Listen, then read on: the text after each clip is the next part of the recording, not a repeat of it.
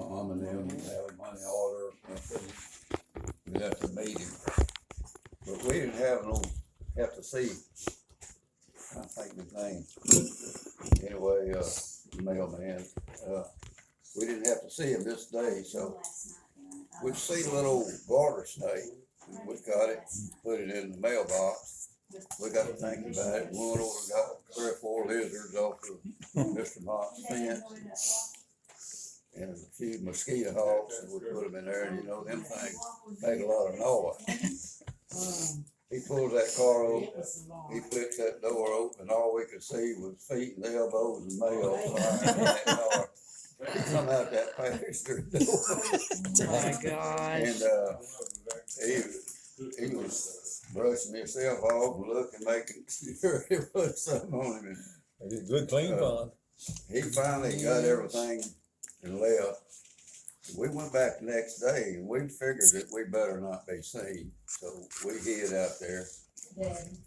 And we got a bigger laugh out of the second day than we did having stuff there. He stops that car about like near the door there. He gets out and he gets a big old stick out of the car and he goes over and he's flipping the door. See what jumped out there? Yeah. We had to really hold it and not laugh, cause we'd have been in trouble if he would have Wow. known it was us. Do they know about the catnip story? The catnip story. But I remember heard you talk about one time. Cat got to run. Y'all fed it catnip or something. It got to going crazy, or was it something you wrote? I don't know what it was. That was Grandma putting off on that tiny boat, spraying off on that little cat tiny boat, and it scooted down that dog trough. Just I can't remember, Mike. What You said it got to running so fast in the house. It's like a oh. Yeah, it was all over the bouncing off It the started- walls. started That was diarrhea. when we lived at Bronson Carter's old house. Yeah, me and Martin, my next older brother, we got Mama's cat, got some highlights. And we got in our bedroom, shut the doors so he couldn't get out, put some highlight on it, turned him loose, and that cat didn't touch the floor. He was running them walls. About the second trip, he was slinging stuff on the wall. But we went to open the doors because that was our bedroom, you know. Oh my gosh. Let him out of here. Oh my Daddy and gosh. Kenny did that too. Grandma had left. And Ruby had gone somewhere and she told them, don't turpentine the cat. Well, they did.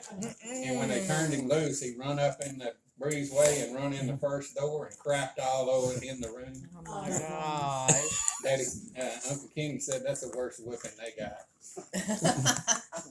Kill 'em. Daddy kept him in the glove compartment of the old truck in a syringe, you know. He'd suck a little of that in there.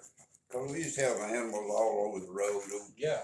Clyde Hicks down here, or Chester Hicks, I guess. He had a bunch of goats out on the road all the time. Horses and cows. Swerve them. And one time we stopped where Mr. Willis lived on the road. You go down there past Danny George and them, and that road, our school bus. Yeah, I know where it is. I know where they live. If it's the same bunch of Willis. Yeah, they had some horses out there.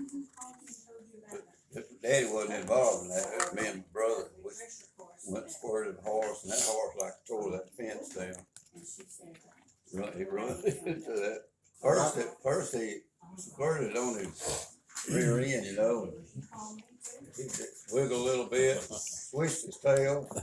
That's while he stomped, and then he honked and took off. Hit that fence. Roger, didn't y'all do that? Was that Marindale did the mule? Yeah.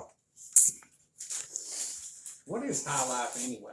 Is that Carbon- what chemical? Carbon sulfide or something like We that. kept it to spray on the corn to kill weevils. Yeah. Okay. And you throw it on cats that get on your screen. I think anything with hair. You'd work Yeah, on. once it So couldn't. what was the mule story? Oh, Toy, wasn't that his name? Toy? No, this was a white mule. Oh, Where grandma and them lived. Well, it's a white mule come up there on the hill. And Uncle Mary said, I wonder whose mule that is. I said, I don't know. He said, we'll find out. So he went out there and got a bucket and stuff. An old mule come up there and was eating out of that bucket. He said, I'm gonna go, he folded his ear over. And he said, Roger, you hold that ear. He said, that paralyzes him like. And I held that mule, had that ear folded. I mean, he just stood there. So Uncle Marindale said, well, I'm gonna run in there and get some highlight. We'll find out who it belongs to. So anyway, he poured some on his back and all, throwed some on his belly on there and lifted the tail, give him a helping on there. He said, turn him loose, Roger. But he just sat down and he was going down that hill. He looked like a middle buster, yeah, going down that hill. Sand was just a fine. Oh my God. He was praying. Finally got up right before he got to the bridge, and he run out through that brush and stuff, and you could see the treetops giving him that. And we don't know where he went. So about 2 or 3 weeks later, Uncle Marindale went to Woodville, and he was talking to somebody. I forget who it was. And he said, Marindale, he said, my old mule, he said he was easy to catch. And said, what happened? He come through the woods, and he said he run to the far end of the pasture, turned around, wheeled around, and he said he blowed. And he said, I don't know what scared him, if it's in a bobcat or what. But said, I ain't been able to catch him since. Oh my God. He said, I don't know what he's seen. And so Uncle Marindale said, oh, like he didn't know what happened. But it was 2 miles to the man's house. That mule run all that 2 miles. Wow. And, but he said, I can't catch him to plow or nothing. And, so Uncle Marindale was telling me, he said, I found out who it was. When we lived back here at the old Parker place, we had 150 head of goats. Wow. And Daddy, when we moved up out here, yeah. Daddy sold all of them, but he said he was sentimental about the old Billy goat, so he kept it. Oh, he gotta be. And I guess he got lonesome, old Billy goat. He would stay out around the barn. He'd come sleep under the back porch. And Daddy said, go get the high life and we're gonna break him of this. Of course, the old floor cracked in him. You could see in there. He was on that back porch. So I poured something through that crack on that goat's back. He didn't come out. He just, bam! I know it. Bam! No. He went to knocking them boards loose. And so Daddy said, get him out. Let's get him out from under there before you tear the floor up. So that was a mistake. Well, we live and we learn. Wow. Firecracker probably knows this story, but Kenneth tells me.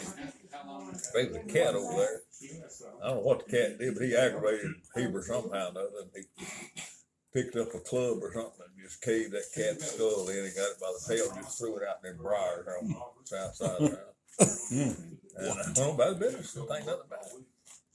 Well, in a few days, that cat showed back up around there. No. He had all swelled up eyes like this. Well, Heber watched him a while.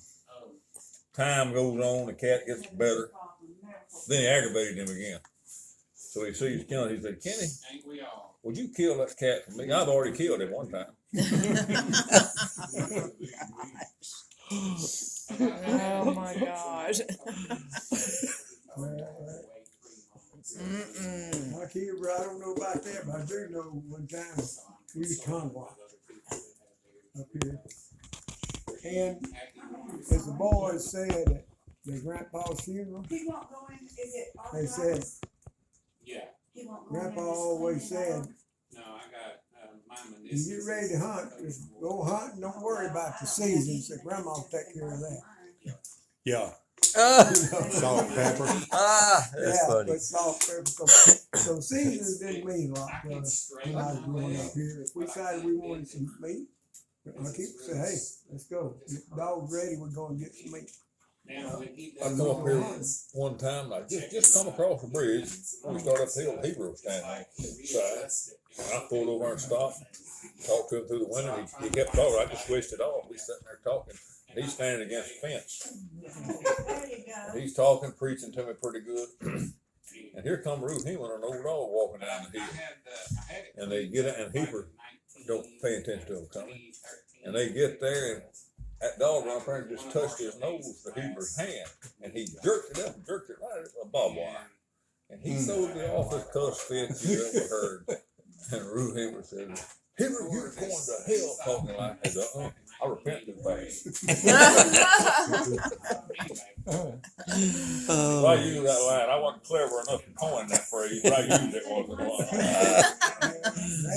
Our keeper was a good man. He helped a lot of people. He was good, but he would say what was on his mind about that. But him and you know Bronson Crawford. Bronson Crowe? Bronson Crawford. Yeah, we lived in there. Bronson Crawford was our keeper's nephew. Okay, so a lot of this land up here that our keeper got, Bronson's mother inherited several acres. Portion. I don't know, 80 acres, 100, whatever she got from that old house place. And up here, like road now, if you go up there and ride, the road goes in between the two fields. But used to be before that road was there, that road went up here and it stopped. Then there was just a road, a lane that went in between the fields. Bronson had a fence over here, and I keep having a fence over here, and there was a lane. Well, that, I don't know how long that lane been there. And I don't know why, what, how it ever got started, but it wasn't over that. It was over the other part of the land, come up behind the house. It went down by the creek. Bronson mama, Yeah, I sat through a whole. Bronson inherited it. Him and his Concert sister. one of my grandkids had. Anyway, Another bathroom, I just did it in the back.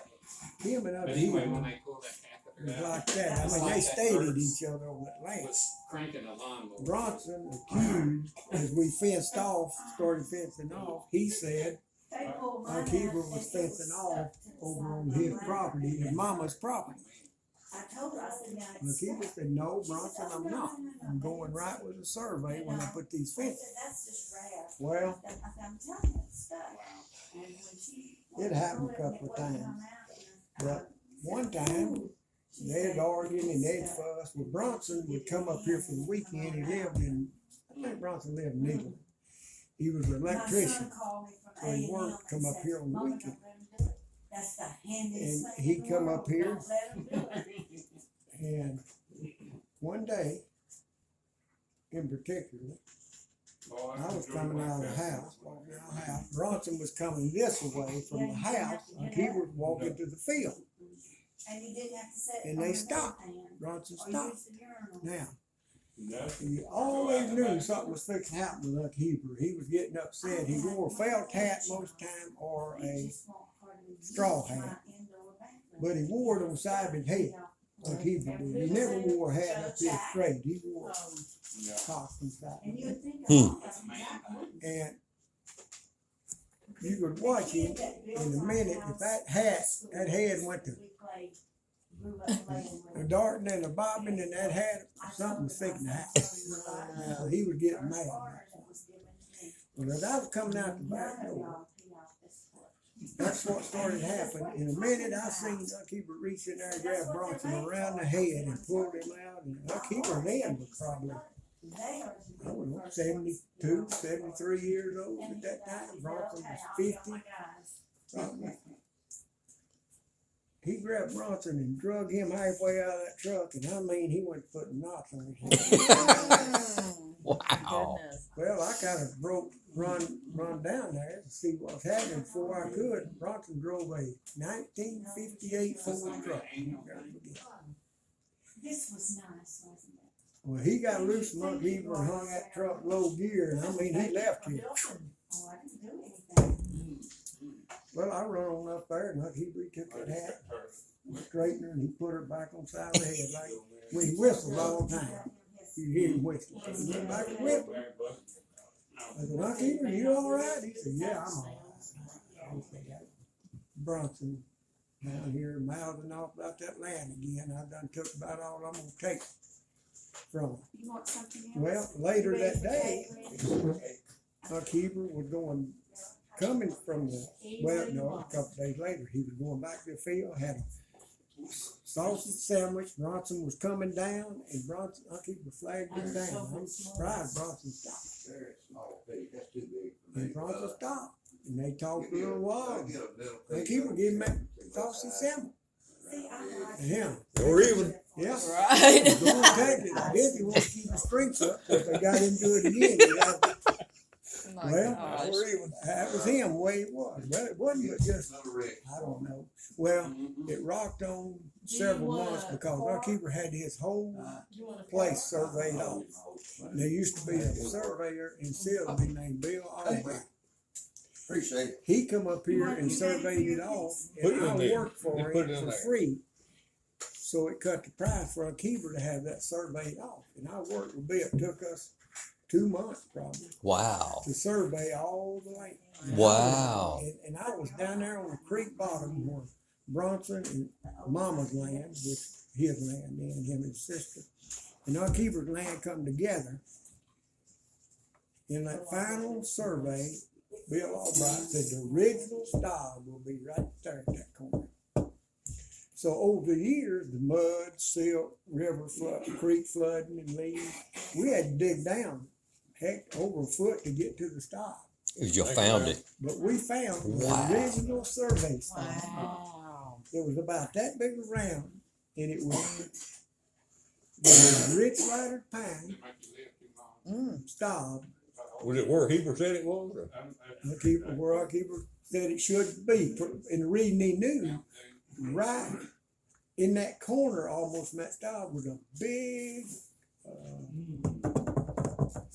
what's them trees that on these flowers? Pretty flowers? Magnolia. Magnolia tree. A big magnolia tree, a big one, and it had an X cut in it. No, I'll be. And that X was to show the surveyor and other people, but where the corner would be, it would be right there. And when we got it dug down there was that rich lighter, and it had some kind of marking in the top of it, stencil cut in the top of that. It was still there, and it was long, and we didn't dig it up, but it was that big around probably, and he said it go about 1.5 foot the ground. That's what they used for stood of metal like back in 1800. They used it. So Probably should last forever compared to that Still metal. there if that dug it up. It's Yeah. still there. That's what I was thinking. Yeah. all the land was, the corner was right where our people said they Wow. should be, and that he was right on where the fences were. That's amazing. Well, Bronson hit the bottom pretty good. He drank quite a bit. Usually he was been drinking and for a while drunk. We didn't get into it. Well, that cake's good. But one day I'm after good. that, Very he good. was plowing up the field, and Bronson was over in the pasture on his side. And he stopped Huckleberry and he went to mouthing off Huckleberry again about that land. Blank, I'm tired of it. You put these fences up. He said, Bronson, we done surveyed it. You got surveyed. Let's let it lie. Leave it alone. And Bronson just kept on raiding. And it was funny, because we still talk about him today. Huckleberry carried a plumb hammer. You know what a plumb hammer is? A hammer to hammer nails. There used to be one named Plum. It's still there. Plum hammer. Huckleberry carried that on tractor with some staples all the time because we was around the field and the wire was loose and he'd get all fixed. Huckleberry took that hammer up. Bronson was probably close to that wall to him, maybe a little closer. And Huckleberry stood up with that hammer and he throated it, Bronson. Hit him. Oh, wow. Knock him out. Well, it knocked him down. Well, Bronson got up kinda staggered around there, got in his truck, and took off across the pasture back toward his house. But as he was getting up, Unc Heber was climbing through the fence, got through his fence, he was going through Bronson's fence to get that hammer, cause he was fixing it. I don't know what happened. I'm glad it Bronson didn't get knocked out or he left, cause Unc Heber might have killed him right on the spot. I don't know. But Unc Heber got that hammer, he picked it up. Bronson was getting in his truck. Unc Heber was going through the fence. He hollered at Bronson, "Come back here, Bronson. I ain't through talking to you yet." So there wasn't no way Bronson was going to have no more of that conversation. Oh, wow. So that ended it after that. Bronson Wow. from then on. Wow. Is he still alive, Parker? No, he died several years ago. But Marindale, Unc Heber's youngest son, got into it with him one day up there over something. And him and Bronson got in, and Marindale's There's plates over there. brother-in-law was with him, his wife, one of his sons. And Bronson was outside his fence, but he was on his property. He had a yard fence, but he was outside of it. And Marindale and his son-in-law come up, and that's when they seen him, and him and Marindale got into a big yeah over something. I don't even remember what it was now. But his son-in-law was telling me, Judy's brother. He said, Brother-in-law. no, Judy's brother. Yeah, Marindale's brother. yeah. He said, Marindale rolled back and hit Bronson. He said his eyes rolled back in his head and he hit the ground, and that was it. But he didn't move, he didn't grunt, he didn't do nothing. And Judy's brother said, I got kind of scared. You know, we on his land. Marindale done went and might killed him. I don't know. Said he looked dead. His eyes rolled back in his head. He ain't moving. Don't look like he's breathing. He said, I told him. He said, Marindale, you killed that old man. You killed him. And Marindale said, I might have. It might have killed him, but we'll take care of that. He said, here, help him get you on my shoulder. He said, accessory to the crime, I guess. He said, I helped pick him up, got him on Marindale's shoulder, and he went over and throwed him over the fence in his yard. Just throwed him over, and he said, hey, before anybody knows he had a heart attack. He died in his own house. He said, but later that day, he seen Bronson in his truck. But that was the family history on that side of Heber. Wow. Them hoes always been easy to get along with. Yeah, he's been there just about. Wow. Yeah.